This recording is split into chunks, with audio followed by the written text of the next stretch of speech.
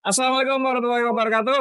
Kembali di channel YouTube Om Faiz dan kita bahas atau kita masuk lagi ke segmen Obeng.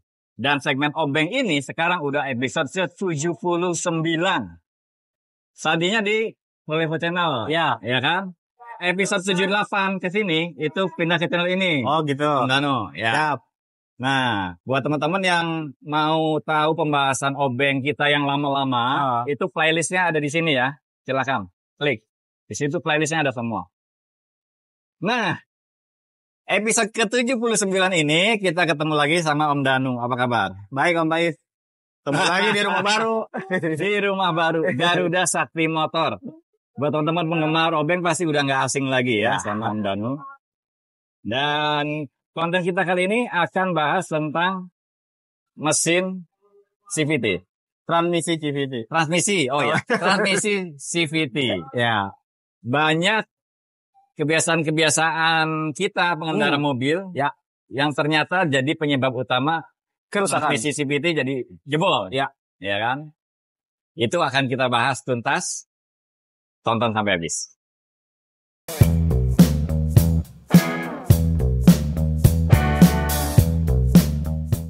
Oke, Om Danu.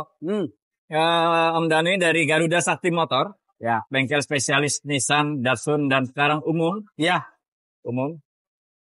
Berarti sudah banyak menangani mobil-mobil yang bertransmisi CVT. Ya. Kalau di Nissan sendiri kan ada L11 ya. L11. Livina L11. Bikin L11. Terus Nissan Juke. Nissan Juke. Ya. Nissan Juke. Lalu ada Serena. Serena. C26 ke atas. Oh, Serena C26 ke atas ya. Ya. Kalau C24 itu masih AT ya. Masih AT.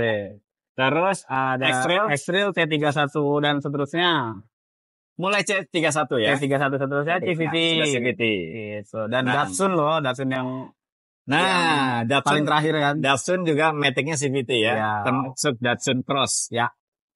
Terus di merek-merek lain juga ada. Teman-teman mungkin tahu sendiri ya, Ada banyak Honda. yang CVT. Iya. Jadi mobil matic itu enggak semuanya AT. Jadi matic itu ada berapa sih? Umumnya Matic itu Pertama AT, Ah, kedua CVT, CVT. lalu DCT, DCT dual class Ya, tuh, dual kayak class. Ford Fiesta ya. betul. Ada PDK, PDK ini apa? Porsche, double oke. kuplung. Oke. Itu juga dibilang Matic lah, Oke. ada AGS. Ada AGS, Iya. AGS atau AMT gitu ya. Iya, AMT. Itu mirip tuh. Nah, berhubung zaman sekarang nih, Ya. mobil-mobil yang beredar, mobil baru, Hmm. itu kayaknya banyak kan CVT semua. Ya. Contohnya, di kelas low MPV aja, Ya. yang masih pakai AT itu tinggal Suzuki doang. Suzuki SL7. Ya. Ya kan? Hyundai udah CVT. Ya. Expander. Toyota CVT. Expander. Mitsubishi CVT. Iya. Kalau SUV-nya Rush Terios masih AT ya? Masih AT. Masih AT. Oke. Jadi kalau MPV-nya tinggal R3 doang. Suzuki doang lah. Nah, jadi kita juga pernah bahas sebelumnya secara ketangguhan dan perawatan CVT itu masih kalah dibanding Ya. AT ya. Ya. Buat yang belum nonton nih. Ini judulnya Matic Sultan versus Matic Ragdoll. Kita udah pernah bahas ya. Nggak tahu episode keberapa nih itu ya. Nah, sekarang pertanyaannya, bisa nggak sih mobil yang transmisinya CVT tapi bisa awet ratusan ribu kilo? Ya sebenarnya secara desain awal harusnya sih CVT bisa lah menggantikan ketangguhan si AT, tapi dengan beberapa kondisi gitu. Karena kalau AT itu kita tahu pola perpindahan giginya tuh gigi tetap. Dia dengan gear ya, planetary atau PGU namanya, planetary gear unit. Sedangkan kalau CVT kan pemindah tenaganya dia menggunakan sabuk baja. Nih, yang ini nih teman-teman nih. Jadi ada puli, driven. Ya. Kita ulang dikit ya, soalnya belum tentu semua kan udah pernah nonton pembahasan kita yang lama. Jadi ada pulley set nih, ini pulley set. Pulley set, ini sabuk. Iya, masuk ke sini. Sama kayak motor lah ya. Kayak di motor lah ya, kayak di Honda Beat gitu ya. Iya. Jadi ini geser nih pulinya. Ya, mengembang, mengempis, tergantung rasio yang dibutuhkan. Nah, itu prinsip kerjanya CVT ya. Makanya banyak orang-orang yang udah tahu prinsip kerjanya CVT, cari AT aja. Mobil 1 ton lebih ya kan? Ya. Ditarik pakai beginian doang, teman-teman. Itu. Oke. Tapi sebetulnya bisa awet ya. Sebenarnya bisa. Walaupun tetap nggak bisa seawet AT. Ya, kayaknya gitu. Nggak, jujur aja. Iya, jujur. Oke. Cara makainya sama. Oke. Misalkan seruntulan sama-sama seruntulan. Iya. AT sama CVT. Iya. Awet sama. AT dong. Awetan AT. AT konvensional ya. Tetap ya, nggak bisa bohong. Tapi CVT bisa sampai ratusan ribu kilo, itu bukan hal yang mustahil. Bukan hal yang mustahil. Dan ada. Kita punya customer ada unit XLT 32. Oke. Dan unitnya Nissan Juke. Oke. Ini pemiliknya satu pemilik. Satu pemilik ya, orang yang sama ya. Orang yang sama. Untuk ekstrilnya kurang lebih di 490-an ribu kilometer, belum ada gejala-gejala yang mencurigakan. Masih normal semua. Masih normal, tidak ada delay, tidak ada sendatan, tidak ada surging, masih normal. Oke. Dan yang Juke-nya itu di 350 ribuan. 350 ribuan. Iya. Jadi CVT itu bisa seawet itu. Bisa. Kalau makainya benar. Syarat dan ketentuan berlaku. Oke. Tapi jarang-jarang deh kayaknya. Jarang-jarang. Memang lebih easy going AT konvensional. Hanya dipaksa untuk agak keras sedikit masih. Iya. Walaupun ya AT juga yang jebol ada juga. Kilometer rendah juga banyak juga ya. Oke. Jadi itu gambaran umumnya ya. Ya. Nah, sekarang gimana sih caranya biar CVT ini bisa awet? Atau ya gimana caranya? Iya. Singkat aja dulu. Yang paling gampang itu adalah merubah drive style-nya sih. Gitu. Itu yang paling style mengemudinya ya.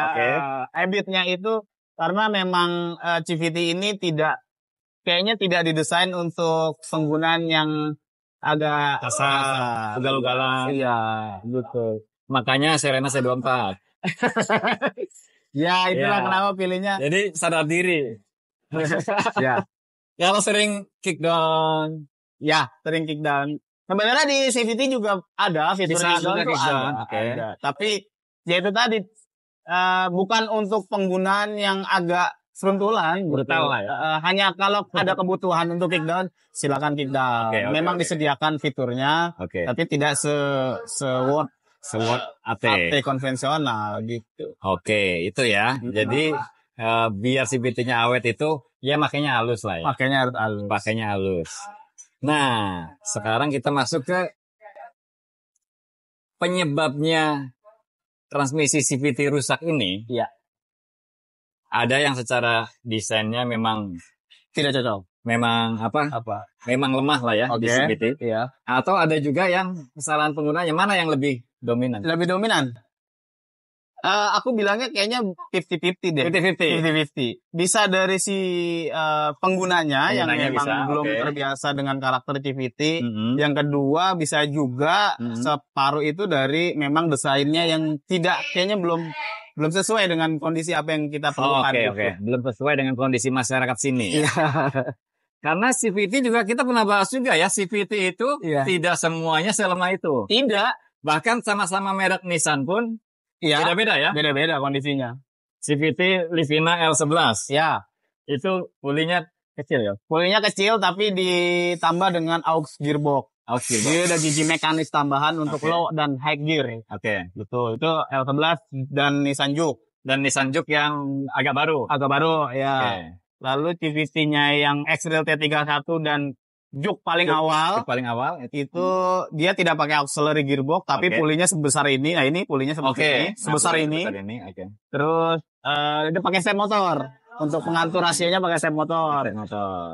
Lalu C26 itu juga sebesar ini tapi dia tidak ada step motor. T32 juga sebesar ini tidak pakai step motor. Nah, yang puli gede sama puli kecil lebih awet mana? Kayaknya yang puli gede. Lebih awet. Bukan kayaknya sih, memang kenyataannya. Memang kenyataannya. Kalau bengkel kan tahu ya, yang sering masuk yang mana gitu kan, yang rusak. Yang puli gede. Jadi memang secara desain ada CVT yang badak. Hampir menyamai AT apa masih tetap belum? Hampir menyamai AT. Hampir menyamai. Tetap belum bisa sama. Tapi ada CVT yang ketahanannya gitu. Jadi penggunanya yang harus Penggunanya harus tahu menyesuaikan. Menyesuaikan dengan desain CVT seperti itu. Oke. Om Danu pernah tahu nggak sih CVT mobil-mobil zaman sekarang? Misalkan, contohnya? Expander sih nggak terlalu ada teknologi yang spesifik. Paling Toyota ya. Toyota itu ada. Expander full gede apa full kecil? Full gede. Full gede. Oke.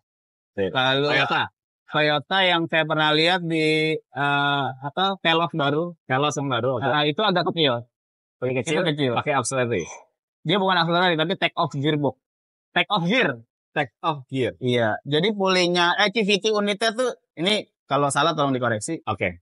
CVT unitnya itu baru bekerja di rentang speed yang agak tinggi dulu. Jadi kalau di RPM di speed rendah atau ya mungkin kecepatan kita kompleks gitu, itu take off gear. Jadi gear mekanik. Gitu. Jadi CVT-nya belum kerja tuh. Oke. Nanti ada couplingnya. Wah, ini pengetahuan baru nih dan ya saya juga baru tahu sih. Ya dan lo baru tahu juga ya. Iya. Berarti di kondisi kepadatan gitu kan, stop and go. Iya. Itu bahkan CVT ini belum berfungsi. Belum. Makanya kayaknya dia lebih awet bakalan. Lebih awet. Iya. Nah, ntar urusannya nanti kita bisa jelasin tuh kenapa begitu. Bukannya ente fansnya Nissan kok belain Toyota? Fans itu kan bukan berarti cinta mati gitu. Apa adanya ya. Apa adanya. Jadi CVT-nya Toyota Daihatsu. Iya. Kan? Yang sekarang. Iya. Kemungkinan bakal lebih awet karena ada take off gear. Ya. Makanya ada yang kalau bahasa salesnya nih, ya, ini CVT-nya versi advance. Ya. Katanya jadi pengembangan rendah dan kecepatan tinggi itu ada switching. Ya. Benar ya memang ya? Memang begitu. Memang benar. Jadi kecepatan rendah itu gear, kecepatan tinggi baru pakai belt. Belt, betul. Oke. Kita break dulu ajan. Ya. Oke, jadi secara konstruksi udah berkembang ya. Iya. Tadinya kan cuma ada 2 macam tuh. CVT yang murni CVT sama auxiliary gear. Iya. Nah, sekarang ada lagi CVT-nya Toyota dan Daihatsu itu take off gear. Iya. Jadi kecepatan rendahnya belum bekerja CVT-nya. Belum. Keren juga ya. Oke, kembali lagi ke penyebab kerusakan CVT. Ya. Jadi ada yang secara konstruksi, ada yang secara habit. Nah, kalau konstruksi kan kita udah beli mobilnya nih, mau diapain lagi ya kan? Iya. Mau diapain lagi ya. Tapi kalau secara habit kita yang bikin rusak transmisi CVT ini apa aja? Menurut pengalaman Om Danu. Nah, CVT itu sebenarnya musuhnya nggak cuma CVT, semua komponen mesin itu musuhnya soal panas. Tapi CVT lebih sensitif sama panas gitu. Oke. Nah, akhirnya kejadian-kejadian yang berpotensi bikin CVT lebih gampang jebol penggunaan yang nggak disadarin padahal memicu panas. Oke. Ya banyak hal sih. Yang paling sering kejadian itu biasanya mobil ber-CVT dipaksa hidup tapi tidak bergerak. Mesinnya nyala, tapi tidak bergerak. Mesin nyala dan pulinya bergerak. Iya, pulinya bergerak, tapi mobilnya diam. Artinya kalau puli bergerak itu di D ya? Di D, betul. Di D, diam. Iya. Oke. Ada berapa sih, bentar? Kita langsung ini aja. Ada berapa hal yang harus dihindari oleh pengguna mobil CVT? Kira-kira berapa? Berapa? 9. Ada 9 hal. Saya sudah ngumpulin datanya. Udah ngumpulin datanya 9. Ini saya rangkum. Oke. Yang pertama itu hindari penggunaan transmisi di posisi D saat mesin diam. Saat mobil diam. Atau di lampu merah. Oke. Tapi ini perdebatan nih. Oke. Tapi kita bisa jelasin. Oke. Kita perdalam lagi ya. Jadi kalau mobil diam, transmisinya di D, itu bisa merusak CVT. Berpotensi merusak dalam jangka panjangnya. Bahkan AT juga ya. AT juga. Oke. Kenapa? Ya. Penjelasannya gini, ketika di posisi D, artinya transmisi sedang aktif. Jadi siap muter. Minimal gini deh, kalau CVT memang tidak muter karena bannya diem. Tapi puli ini sudah memberikan beban ke belt. Ya kan? Karena dia berusaha muterin puli sekunder yang ke roda. Oh iya kan? Iya. Akhirnya karena roda ditahan sama rem, padahal mesin sudah transfer tenaganya ke gearbox, ada stres yang berlebih di puli dan bel. Itu satu. Yang kedua pasti menggenerate panas. Karena konverter sudah bekerja nih. Oh iya. Kopling matic kita kan hidrolik ya prinsipnya ya. Ketika dipaksa diam tapi posisi D, itu kopling konverter sudah nge-clutch. Secara prinsip sudah nge-clutch. Sudah connect ya. Udah connect. Tapi yang masuk ke dalam gearbox dipaksa diam sama ban. Akhirnya terjadi kayak tabrakan fluida yang bikin suhu olinya makin tinggi. Konverternya itu berupa fluida ya? Fluida. Jadi dari mesin muter nih teman-teman. Muter. Dari sini dari roda diam. Ini dipaksa nih. Gearboxnya diam. Gearboxnya diam. Bahkan kalau CVT ini juga diam. Ya, kalau AT biasa kan memang gigi ketemu gigi diam gitu. Nah ini belnya yang dipaksa diam. Iya diam. Padahal udah ada tenaga dari sini. Iya, mesin udah berusaha ngasih tenaga. Itu menimbulkan panas berlebih. Kalau misalkan lampu merahnya kayak di Bandung, Kiara Condong, ya kan? 240 detik. Iya. Itu panas banget dong. Mendingan dimatiin mesinnya deh. Jangan di end lagi itu. Oke. Iya. Mendingan dimatiin. Pesen kopi ya. Iya. Pesen mie. Makan pomi dulu beres. Oke. Gitu.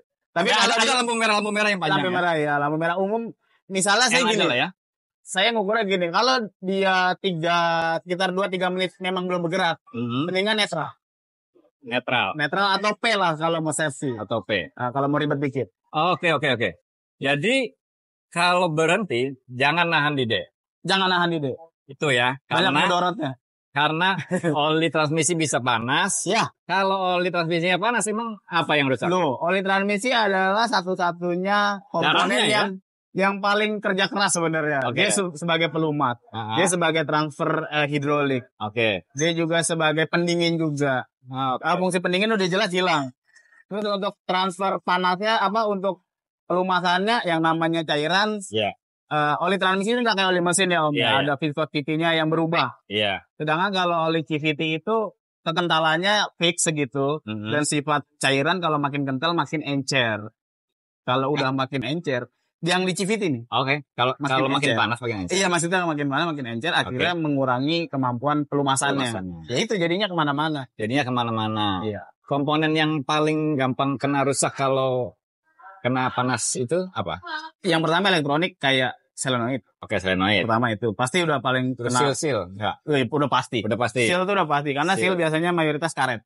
Kopling pasti overheat angus. Belt juga. Ini cuman pegangannya cuman pelumasan. Kalau udah pelumasannya jelek, ya udah. Berarti kalau berhenti lama jangan di D. Jangan direkomendasikan jangan di D. Pindahkan ke N atau ke P. N kalau mau safety rem tangan ya. Kalau P itu berarti sama dengan N. P sama dengan N nggak ada beban. Tidak ada beban. Hanya ditambah locking aja. Ditambah lock. Jadi P ini aman juga. Aman. Oke. Yang kedua hindari. Ini yang kedua ya. Ini kan ada 9. Ini yang kedua nih. Hindari akselerasi mendadak dari posisi diam. Hindari bukannya nggak boleh. Hindari. Sebisa mungkin jangan. Ya. Jadi biasanya kan kalau di lampu merah nih pengen cepet-cepetan kayak startnya MotoGP itu jangan ya. Ya jangan kalau mobil CVT ya. Jangan. Oke. Tapi kalau mobil manual boleh-boleh aja. Boleh aja. Oke. Kenapa? Ya karena balik lagi ke desain. Kalau AT konvensional mungkin lebih proper untuk dilakukan kayak gitu. Karena proses ya. Kalau ini pasti nanti ada namanya karena ini desainnya bel ya Om. Kan ini elastis ya. Ada efek rubber band namanya. Ngulur atau delay gitu. Karena torsi yang berlebihan dihentak mendadak. Iya. Dibebankan ke komponen yang kayak begini lah. Oke. Sifatnya gitu. Berarti motor matic juga sebenarnya begitu. Tapi karena belt murah. Iya. Iya, kalau ini kan jutaan gitu. Nah, nih buat teman-teman yang naik motor juga nih. Ya. Adik-adik nih. Bisa ngerusak fan belt. Ngabers. Oke. Gitu. Tapi karena fan belt ya murah lah ya. Gantinya gampang. Gantinya juga gampang. Kalau ini wah susah lah ya. susah. Oke. Gitu. Yang kedua ya berarti Yang kedua. Yang kedua, jangan akselerasi mendadak dari kondisi dia. Ya. Tapi kalau udah jalan, udah ada momentum sih Masih nggak oke apa-apa lah ya. iya. Masih nggak apa-apa. Kalau ada fitur kickdown yang menyesuaikan rasio tadi. Oke. Itu. Yang kedua ya. Ini kedua. Yang ketiga nih, masih ada 7 lagi nih. Yang ketiga. Yang ketiga, jangan hindari menarik beban berat, Om. Hindari menarik beban berat. Atau melakukan kegiatan off-road lah. Oke. Karena nggak ada Jeep kan yang CVT. Betul. Nggak ada kan Jeep CVT. Jeep nggak ada yang CVT, Land Cruiser nggak CVT. Tapi orang kita bisa-bisa aja di off-roadin. Oke. Gitu. Hindari beban berat atau medan berat. Ya. Nah, sekarang yang keempat nih. Yang keempat itu, ini mah basic banget. Mengabaikan, jangan sampai abai sama perawatan. Yang keempat ini berarti mengabaikan perawatan. Iya. Kan ngerawatnya gampang ya kalau CVT. Ngerawatnya gimana sih? Dia cuma rutin nge-flush oli CVT. Oke. Sama ganti filter CVT. Udah. Ganti oli CVT, flushing ya, sama ganti filternya. Iya, udah jelas itu udah sepaket ya. Oke. Filter itu penting juga. Filter oli CVT, oke. Berarti itu yang keempat. Itu keempat. Yang keempat. Udah paham lah itu, nggak usah dijelasin ya. Nggak usah dijelasin. Karena kalau diabaikan, udah rontok. Udah. Iyalah, mau sehalus apa rontok gitu. Terus yang kelima? Yang kelima itu membiarkan transmisi pada status overheat. Nah, balik ke arah yang tadi. Oke. Gini, CVT itu ada kalanya bisa overheat. Selalu. Ada. Sering lah ya, sering. Banyak kejadian kan di Wuling Almas gitu ya. Almas itu sering. DFSK Glory. Ya. Tapi C26. Ya, tapi mereka memang ada proteksinya ya. Jadi pada saat overheat dia akan pindah ke safe mode. Berarti tidak mungkin akan dibiarkan di overheat. Kecuali Honda. Kalau Honda overheat makanya banyak yang putus. Gitu. Honda kan penyakitnya simpel, aja. Honda biar putus karena overheatnya tidak terdeteksi dan tidak dipindahkan tidak diproteksi pindah ke safe mode. Ya. Oke. Nah, overheat ini berarti kalau overheat didiemin ya rontok semua. Pertama ini dulu putus. Ini putus tuh penyebab. Biasanya yang kena ini dulu, pompa. Ini akibat berarti? Ini akibat. Oke, yang kena pompa dulu. Pompa. Karena di pompa kan ada namanya pressure regulator. Oke. Nah, kalau kepanasan, biasalah. Kalau metal pasti memuai. Oke. Akhirnya macet. Oke. Nah, kalau status macetnya di high pressure, artinya ini dihajar tekanan tinggi terus nih pulih. Ini kayak dijepit, dipres. Iya. Yang satu harusnya mulur, yang satu harus yang kenceng. Status kencengin mulurnya kayak nggak kekontrol. Oke. Akhirnya yang kena. Ini yang putus. Iya, gitu. Oke. Jangan membiarkan CVT dalam kondisi overheat ya. Jadi selamat buat yang pakai Almas DFSK. Ini nggak akan terjadi karena akan pindah ke safe mode. Tapi nyebelin jadinya. Ya, daripada rontok lebih sebel lagi. Nggak bisa jalan. Oh iya, benar. Nah, itu bisa ini nggak sih? Bisa diminimalisir nggak sih biar nggak gampang overheat? Ya sebenarnya bisa, Om. Karena sebenarnya secara desain prototipenya tuh tiap transmisi harusnya sudah disertakan aksesoris pendukung untuk device pendukung untuk pendinginan. Oke. Cuman ternyata yang ada air coolernya berarti. Iya, kayak gini. Oh, ini. Ya. Ini sih bikinan kita ya. Oh, ini produknya Garuda Sakti Motor nih, teman-teman. Nih ya, Garuda Sakti Motor. Enggak, mobil apa yang bawaannya sudah ada ininya? Kalau di Nissan itu X-Trail T32. X-Trail T32. Oh, makanya bandel. Iya, kuat. Oke, ada oil coolernya. Iya, oil cooler. Teana J32. Teana, oke. Udah ada. Nissan Elgrand. Elgrand udah ada. Ya, yang mahal-mahal doang. Oke. Ini berapa? GSM jual berapa? Sama pasang 3,7. 3,7. Iya. Padahal nggak mahal ya dibanding harga mobil yang ratusan juta. 37 juta ya? Iya. Terus CVT rontok 30 jutaan. 37 juta. Iya. Tinggal pasang ini aja. Iya. Jadi ini bisa mendinginkan, sudah terbukti. Oke. Jadi itu ya, jangan membiarkan overheat. Tapi kalau teman-teman pengen overheatnya jadi lebih jarang, pakai oil cooler. Oil cooler. Karena terbukti di Nissan XLT32 kan yang ada oil coolernya itu jarang overheat. Jarang banget overheat. Jarang overheat. Oke. Minimal menambah umur CVT-nya ya, karena walaupun ada protective failsafe, tapi kan tidak boleh terjadi terus. Iya. Karena itu batas atas lah, atas amannya CVT selalu tercapai kan juga jenuh gitu. Dan ngeselin juga sih. Iya, safe mode lagi. Iya, ngaso lagi. Mana lagi nanjak ya kan? Iya gitu. Oke. Jadi kalau di X-Trail pantesan nggak ada keluhan tuh safe mode. Nggak ada. Elgrand nggak ada. Walaupun mobil gambut aman, nanjak di mana aja aman. Oke, itu tadi yang keberapa ya? 5 ya? Itu kelima. Oke. Masih ada 4 lagi. Yang ke-6. Yang ke-6 adalah baik. Pindah gigi saat pindah gigi misalnya dari D ke R atau R ke D, tapi mobil belum berhenti total. Oke. Kan biasa nih kalau di Matic yang konvensional sih kayaknya itu easy going aja. Tapi kalau ke N nggak apa-apa. Ke N nggak apa-apa. Nggak apa-apa. Karena N kan nggak ada beban. Iya. Tapi ketika dari N ke D juga nggak boleh. N ke D juga nggak boleh, harus diam. Harus diam. Ya itu tadi balik lagi biar mengurangi hentakan-hentakan yang sifatnya dadakan. Oke. Gitu. Nggak, kalau kita biasakan begitu nih, belum berhenti terus kita pindah-pindah gitu, yang rusak apanya? Yang rusak pertama solenoid. Solenoidnya. Iya. Setelah solenoid kedua ya.